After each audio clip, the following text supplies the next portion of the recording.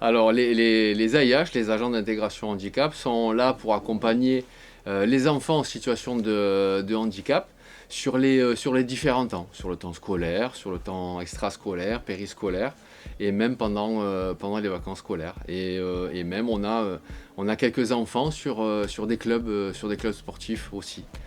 Donc elles sont là pour canaliser les émotions, surtout en cette période qui est très compliquée.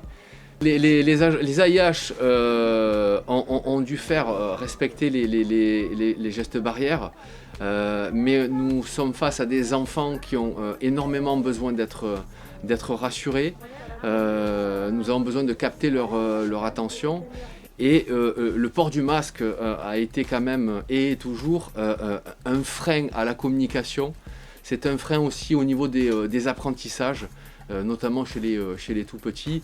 Et c'est vrai que c'est quand même une difficulté supplémentaire que ces agents vivent actuellement. Ce que les agents, les AIH ont dû aussi prendre en compte, c'est qu'elles ont dû être beaucoup plus vigilantes dans l'anticipation de crises qui sont souvent révélatrices d'un sentiment de crainte, d'insécurité, la peur de mal faire, la peur de ne pas y arriver.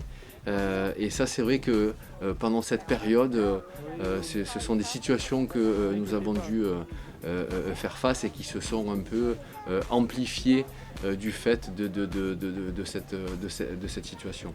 Aujourd'hui, l'équipe se compose de 10 AIH et nous sommes à peu près aujourd'hui sur une vingtaine d'enfants accompagnés. Je voulais vraiment saluer le travail de l'ensemble de l'équipe des AIH qui sans elles, ces enfants n'auraient pas pu être scolarisés, ces enfants n'auraient pas pu participer à toutes les activités proposées par les différentes structures accueillantes. Elles ont mis en place, elles ont essayé d'adapter de nombreuses activités.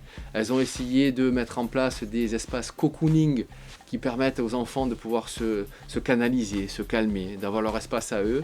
Donc voilà un petit peu ce que moi je voulais mettre en avant par rapport au travail que l'équipe a mis en place.